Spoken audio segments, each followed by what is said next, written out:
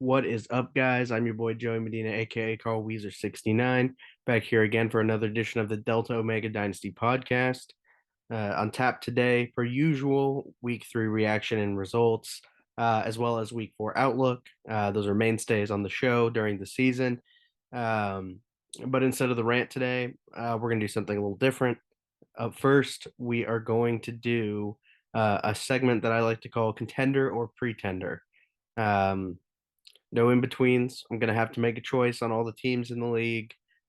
This will be good for you guys because you guys can get a lot of material um, on me, a lot of receipts that you can keep when I'm inevitably wrong, and you can tell me that I don't really know anything, or that was a terrible take, or you just know nothing about fantasy football. So this is good. You'll see how bad these takes are. Um, so yeah, let's just get right into it. So the game is pretty self-explanatory, right? I will choose a team at random. It's just a random order of the teams, and then I'm going to decide if it's a contender or pretender after 3 weeks. Um, and then I'll offer a little bit of brief commentary to back up my claims, and letting you guys know why I'm leaning one way or the other. So without further ado, let's do it. Let's start with Lewis. Contender or pretender? Pretender. I think schedule is tougher than most. He has some winnable games, but he does face Riley, Kyle, myself, and Tommy in the last four games.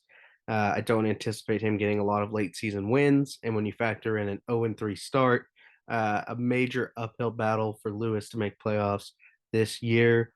Um, not not undoable. He's just going to really have to rack up some wins towards the middle of the season. Um, so yeah, pretender for him. So yeah, next let's go to Trevor. Contender or pretender? Contender. I guess we should say here we go. 2-1 start. He's favored in all of his remaining games. Lamar is a fantasy monster. Henry and Eckler are very viable running backs, even though they haven't been as productive as probably they were last year. Still good enough. And everywhere else is solid to average. There's nothing to hate about this team at all.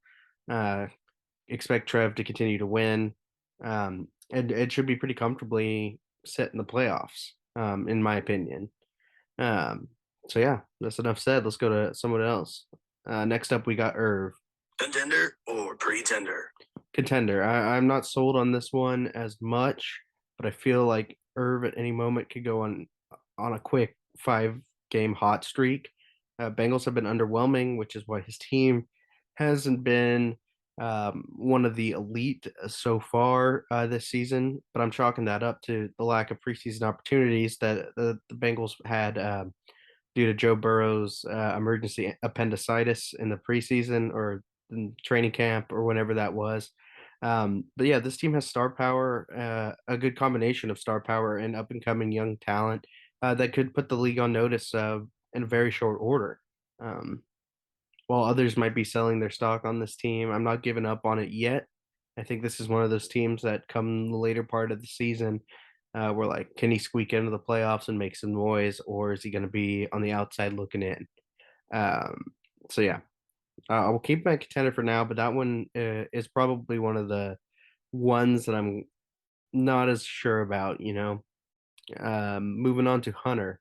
Contender or pretender? Pretender, right? Hunter's team is fun. 11th in points forward just isn't going to get it done. I think we're on the same page here. Hard to call him a pretender rather than just a non-contender, but a lot to like from this team. And going forward, the future is going to be 15 times brighter than the current present. So, um, yeah, that's about all that needs to be said. Um, moving on, we got Max. Contender or pretender? Pretender. Second to last in points forward. Seems like a transition time for Max's team. Next few games are tough, so expect Max to be in the fold for a top two pick. Um, identifying building blocks is of paramount importance to this team right now, as it doesn't look like he's going to make a playoff push as of now.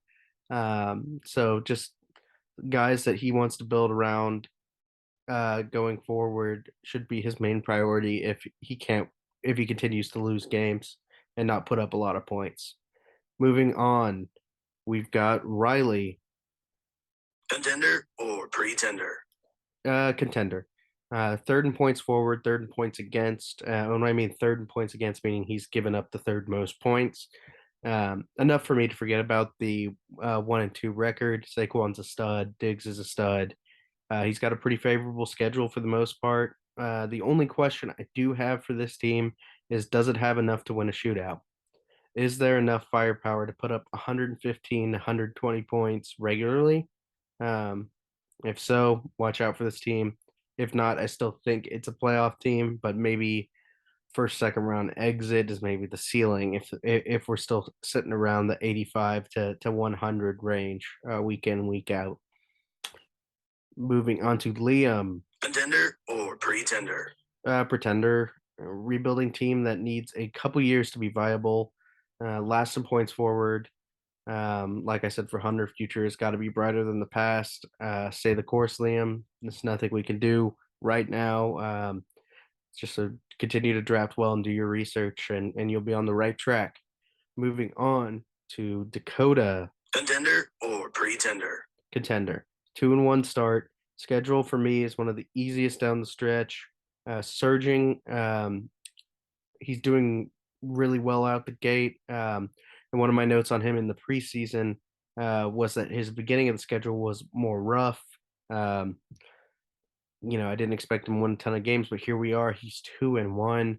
Jalen Hurts, Justin Herbert, Mark Andrews. I know he can only start one quarterback, but still, both of those guys are excellent options.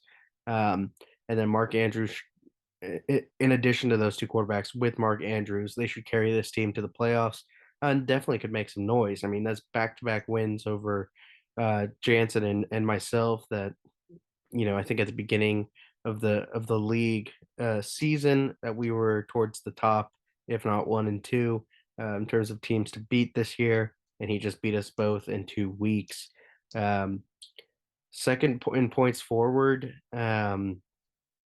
is a pretty big part of it, but I can't say for certain that it's going to slow down anytime soon.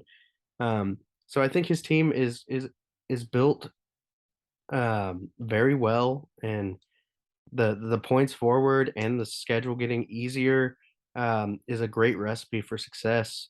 Jury's still out, I think, on the ceiling.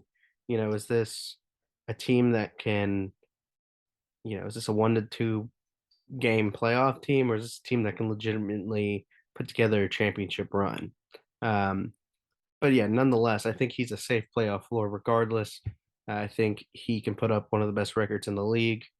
We'll see how it goes as the weeks go on. But I like what I'm seeing out of Dakota's team, and he's a definite contender. Moving on, we've got Tommy, Contender or pretender? pretender. I could be completely off here since he is 3-0, but eighth in points allowed, which has been nice. Fifth in points forward, which is fine, but not great. To put it in perspective, he has put up, I want to say, a little under point 5 points more than Lewis, who is 0-3. So that's something to think about. A 3-0 team puts up only half a point more than an 0-3 team so far to start the season. Um, it kind of is textbook pretender in my head, but I could be wrong. It's just something to think about. This is a potential playoff team, um, and I think a deep run is only gonna help, or is only gonna happen. Whether It's only gonna happen if his team can get hot at the right time. There we go. That's the way to put it. Um, this is a team I'm gonna be watching the next few weeks to see, hey, is this 5-0, 6-0, 5-1, 4-2? Is this, well, where's this team going, right? Is this gonna be a team that's gonna be on top of the standings all year? Or is this a team that's gonna lose some steam and fall down the standings as the season goes on? So definitely a team to watch for sure. That could definitely transcend pretender to contender status. Moving on, To myself, Contender or pretender? Contender. Look, 1 and 2 isn't ideal, but first in points forward by 30 points, second in points against. Fun fact: I've played a top three scorer every week, but I've also been a top scorer 2 out of 3 weeks, so it's not been that bad. Depth is a little bit of an issue when I look at my team, as bench players haven't quite hit their stride to start the season. But the starting lineup is at top of the league right now, and at least the top 2 or 3 roster, and should be able to get some dubs with an easier middle of the season schedule coming up. I don't have a too tough schedule. I can't remember who I play off the top of my head, um, but should be able to get on the back on the winning track here soon, and then hopefully continue to string together some wins, and be that number 1 team that people keep voting me as, week in and week out. Moving on to Kyle. Contender or pretender? I'm gonna go with pretender here and get look, I get it. I get it. Both 3-0 teams I have as pretenders. Um, as I'm giving all of you more than enough ammo on me for being bold in my analysis. Um, but here's the deal. He's faced the second worst points against, meaning that there's only one other team that has allowed less points. I'm pretty sure that's Liam. But he's got 235 points against. To put it in perspective, that is 90 points less than me and Lewis, because I think Lewis has allowed a little bit more than myself. Um, but that being said, that in an effort to not to put too much stock into that glaring pretender indication, there is some explosive options on Kyle's team, specifically Tyreek and Almond Ra. Stafford has been so. RBs have been better than expected. This will be an interesting thing to watch. I don't expect Clyde to be a top 4 running back for much longer. Um, James Robinson hasn't been solid. Um, and it's not the fact that ETN's not as good as him. It's just I wouldn't be surprised to see him getting more workload, because for all intents and purposes, this is his rookie year. This is him figuring it out, and this is what we see time and time again from young running backs, is it takes them a while to kind of take over a backfield. And I don't really think that's going to be the case. I don't think it's just going to be ETN's offense. I think James Robinson should always have a role on this offense. Um, but it will be something to watch if James Robinson's carries go, or James Robinson's touches, I should say, not just carries, go up or down, depending on the season. He's playing great so far. Um, I think ETN needs some time to adjust to the game. Um, but nonetheless, he's playing well. Um, he's been a pleasant surprise. James Robinson's been a pleasant surprise to everybody, probably, but Kyle, who's thought he's been the best for a couple of years now. But now we sit, and Michael Thomas' health is already questionable. I do like his depth. He's got a lot of players that I think he'd be excited to start. Um, to get him a few points. I think this is a playoff team. But I think it could be bounced early, right? The he just got to, once he plays teams that put up a lot of points, we might see a change in his record. I mean, he won the game last week with 65, um, and only won because Leafs defense put up like -7, and he won by 4. So, I'm pumping the brakes right now on Kyle. I do expect him to probably get another win this week. However, um, I need to see more. I need to see him take out some top guys in this league consistently before I label him as a contender. Moving on to Jansen. Contender or pretender? I'm going with contender. I'm not in love with this team, but the potential is there for sure.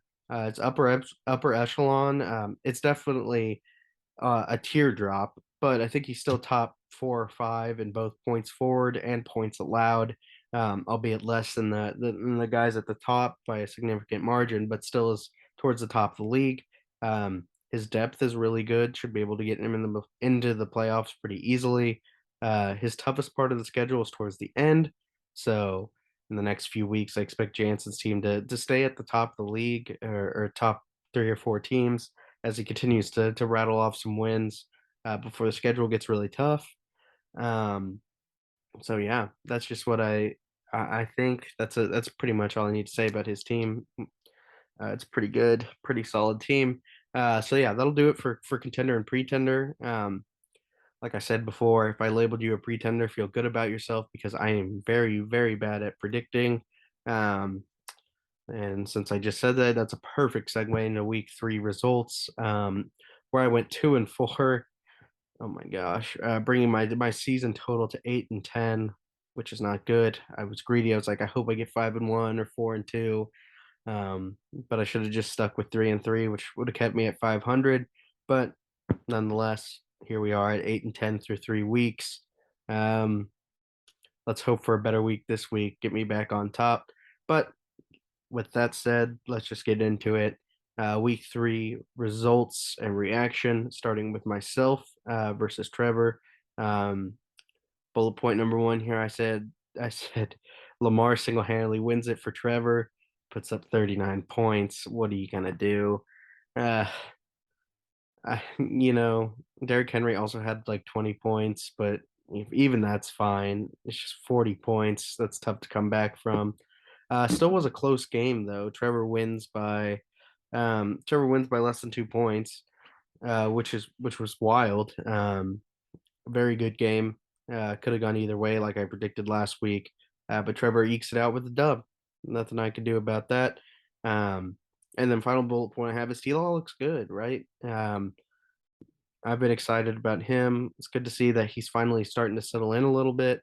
Um, Tom has been underperforming a little bit. Not that he is playing bad per se. It's more so that none of his receivers are healthy. Um, because he's still putting up decent numbers and not really turning the ball over a whole lot. So, that was just a takeaway. Takeaways, T-Law looked good, 38-10 over the Chargers. Um, and I feel good about him. I don't know about if I start him this week, but he definitely will probably be starting more weeks than not, based on matchup. Moving on, we've got um, Briley versus Max. Riley wins by 29 in an 85 to 56 point game. Max underperforms, which is kind of sad to see. That offense or that team that he had last year, where he put up 130 in the championship game, seems to be not the same team, even though it's the same players. But nonetheless, you still got to get back on the saddle and hope for the best. And then another takeaway, ugly win for Riley, but you got to take him in this league, right? Got to take a win anytime you can, even if you only put up 85 points. Um, but yeah, Riley's on the win in the win board, rightfully so. I think a max 56 point game was warranted after playing the number one scorer 2 weeks in a row. Good win for Riley. Back on the saddle for Max. Um, yeah, moving on. Excuse me, sorry about that. Moving on to Tommy versus Irv. Tommy wins by a little less than three. Um, absolutely brutal. This was my game of the week. Brutal break for Irv on Monday night. Both team put up stinkers for lots of you can't speak for um, lack of better terms or back. I can't freaking speak. I'm sorry. Both teams put up stinkers, lackluster performances. Here we go. I'm very sorry. Um, it's 79-76. I mean, we're in half PPR, and this isn't Tommy, whining about half PPR because he puts up 60 points a game. This is just, I mean, 79-76. Like, you shouldn't, there's no bad beats, I should say, when you're only putting up that many points. Um, but nonetheless, Giants defense lets Irv down. Wacky finish, wackiest finish of the year so far. I enjoyed it. Um, Tommy's 3-0. Cost me a prediction, cost me being 3-3. Thanks, Giants defense. But yeah, lots to look forward to. Hopefully, the Irv's team could maybe bounce back next week. And then see if Tommy can continue to ride the hot streak and maybe make it four in a row. Next game, Kyle versus Liam. And I said the last game was a stinker. This one was even stinkier. 65 to 59. Kyle puts up 65 and wins by 4. Like I said earlier, the Chargers defense put up -7 points, which was the ultimate difference in the game. And Liam loses. Just a tough break. I mean, who's gonna think that the Jags were gonna win 38-10 against the Chargers, right? Um, and I think my favorite quote that Liam said to me was that the Chargers didn't have any stats. It was just yards and points looking at it. No sacks, no forced fumbles, no picks, no nothing, which was kind of a rough beat. But like I said, you put up 59 points. Is it really a rough beat to lose? As for Kyle, a mediocre week. James Robinson scored the most by far with 17 points, and then the next was Clyde and Matt Stafford with 10. It's just a bad week. It's just going to happen. I called him a pretender in the last segment, but um, can't expect to put up huge numbers every week. I guess same for Irv and Tommy as well. It's just I was amazed at the performances across the league this week and how they were all kind of low for the most part, outside of a few teams. Um, yeah, but that's it. Another stinker from both. Kyle gets the win. Nothing much more than that. Next up is Hunter against Lewis. Hunter wins by 18. Now, this was a little bit of a shock. His team went off. Melv got in the end zone. Mariota was a 15-point a game, which is looking like, as I look at all these games, 15 points is pretty decent for quarterbacks right now based on how they've been playing. Melv found the end zone. Higgins was good, 93 yards. Drake London was good, 54 yards and a touchdown. Tyler Conklin was good, 8 receptions. Holy moly! And then Devontae Smith was absolutely fantastic this week, for 169 yards and a touchdown. Um, you know, uh, it's just a great week for Hunter. And he's about to play me next week, so that means he probably will also go off again. Uh, So we'll see. This team's getting more exciting as the weeks go on. Moving on, we got Lou's streak of starting the wrong guy continues. Khalil Herbert put up 28.9 points on his bench. Um, yeah, what happens? I mean, who would have known that he would have put up that much, right? So I feel for you, Lou. I really do. I also feel for you because you beat 6 teams this week, but you still lost. Um, that is rough. That is rough. Um, yeah, sorry about that. But Hunter gets the win. We'll see how these teams go in the coming weeks. See if Luke can get on the board very soon. Moving on to Jansen and Dakota, which is our last matchup of week 3. Um, a very good matchup. This was a sneaky good matchup for the game of the week. I didn't know how Dakota would respond after putting up a lot and beating me, but he did even better this week. Dakota's on a roll. He wins by 24. Um, Hertz was fantastic. The running backs were mid. Um, Hollywood and Mark Andrews were great. Adam Thielen put up 14, which was nice. Excuse me. And that just really carried him. And Jansen didn't really have a bad week. His running backs were good, 13 and 17 from Cook and Chubb. CD put up 16, but much other than that, a lot of single digits, 4, 5, 6 points. Um, and those will kill you if you have enough of them. So, yeah, another top performance for Dakota. Tough loss for Jansen, but he'll be fine. He'll be fine. Those are the big takeaways from this game. And so, yeah, we move on to week 4. Week 4 predictions, starting with myself versus Hunter. I'm a 21-point favorite. Um, you know, I kind of want to jinx myself and give it to Hunter, but I've got to be true and objective. Um, I expect Hunter to cover just because that's what happens when people play me is they cover and or win. They have good weeks. So I expect him to cover and put up great numbers because he's playing me. But I do expect bounce back for me. Now we'll have to see if Swift is how long Swift is out. I don't anticipate him playing this week. So we'll probably have to slide in Deontay to the flex. just because he's my only competent bench player really right now. Um, I expect, I just expect bounce back for me, and I expect to get a win. So I think I'm gonna go with me.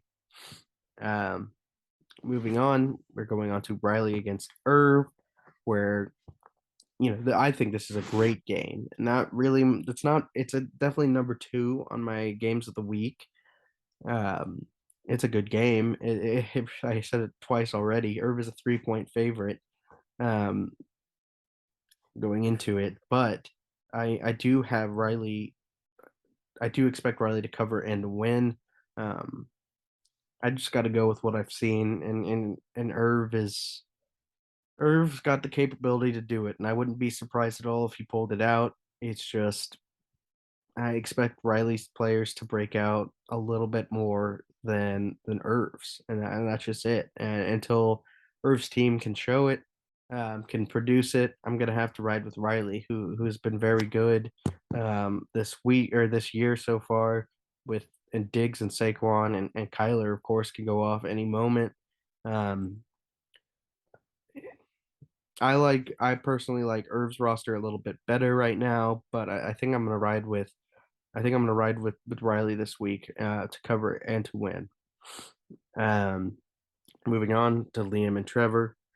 Trevor's an 11-point favorite. I'm expecting Trevor to win and to cover. Look, I'm not expecting a surprise Liam win. But when we look at these two teams, you know it and I know it. The Trevor's team is just all around better. So, with that being said, I'm 11-point favorite. I'm expecting Trevor to win and cover. Just 'cause, you never know. Liam could put up 50, he could put up 70, put 90. Like you just never know. But I think even if he scores 90, I think Trev can still edge him out. So yeah, we'll go with Trev this week. Next is Lewis and Dakota. Dakota is a 6-point favorite. Um, if I'm a bet man, I hammer Dakota to cover just because he's on a hot streak and he's been playing very well. Um, I expect him to cover, which means he wins. Now I will say this: if Lou, he's every dog finds his bone, right? At some point, if Lewis can start the right people, and I think he's benched somebody that's put up at least 15 points um, every week. I think if he can start the right people, and if things click, this could be one that Luke could win. I really do. I do think that this could be a winnable game for him, but you know, being objective, I got to go with what I see, like I've already said. And Dakota's just looking real good right now, coming off wins against me and Trevor. He gets Lou. I'm expecting him to cover and win. That's that's there's not that much to it. Moving on, Tommy versus Jansen. Now this is my game of the week. Um, Jansen is a whopping 0.045 favorite. Um, So it's as 50-50 as it gets. Sleeper also has it as 50-50. Um, Here's my question for this game. If Michael Thomas is limited or cannot play, expect Chris Olave to absolutely go off. And this could be a difference. Or, I mean, I'm talking like 20 to 25 points potentially for Chris Olave if Michael Thomas is out. And of course Jameis Winston is in because I saw he was on the injury report as well. Um, with that being said, though, I do like Jansen's chances. Jansen's chances. Geez, that was a little bit of a tongue twister. But truly, I do think this game could go either way. I mean, I know that's an easy cop out because it's a very closely projected game. But for my money, I'm expecting Jansen to win and cover the 0.45 points. Um, so yeah, it's more of a matter of I like if Jansen's got a healthy starting lineup, and even if he doesn't, I think I'm liking more guys on Jansen's side than Tommy's. Um, who knows? Tommy's 3-0. He's had a very lucky season so far. And that sounded like I'm trying to put him down, but that is just not the case. I'm very excited and very happy for Tommy that it's dubs only right now, not L's only. So I just I wouldn't be surprised if Tommy wins because he's been wrecking my predictions every week, and if he does it again, I might not pick against him for the rest of the year. But I'm leaning towards Jansen just a little bit, and easily to cover because the spread is not very wide. And last but not least, we have Kyle versus Max. Kyle's a 9 point favorite. I expect Kyle to win and to cover. Um, you know, I'm very. This is it's a 9 point favorite, but I'm a lot more comfortable. I'm a lot more comfortable in predicting Kyle to win this game, um, and I'm way more confident as well that that Kyle can outperform his projection than Max, right? Because Max we see every week he's projected 80, 90, 100 points, and then he puts up 50, 60, 70, right? Um, so I've got to go with Kyle here. I just think that he's got way more firepower at the moment than Max. So that'll leave Kyle with 4-0. 4-0 Kyle. And I expect he will take to the chat and call for some respect when he gets this win this week. Um, it depends. If I lose again, I think there's no way you can put me above Kyle if he's 4-0. Um, so yeah, a lot to say, a lot to unpack this week as the season kind of is starting to transition. It's still early, don't get me wrong, but it's starting to transition to early to mid season before we even know it. So like I said, we've got Kyle, Jansen, Dakota, Trevor, Riley, and myself are the predictions this week. Let me write that down so I don't forget. So we got Kyle. I can do it later instead of just saying it out loud. But with all that being said, like I said, Kyle, Jansen, Dakota, Trev, Riley, me is the winners. This week, let's shoot for a good week, please. Need to get above 500. And then we need to build on it. I need to do better than 8-10. I'm glad we're not doing a pick 'em because I would not be winning right now. So yeah, that'll do it for this week's episode. Thank you guys for watching. Um, glad you guys seem to enjoy them. Um, so yeah, I have fun doing them. Yeah. So yeah, that's this week's episode. I'll catch you guys all next week.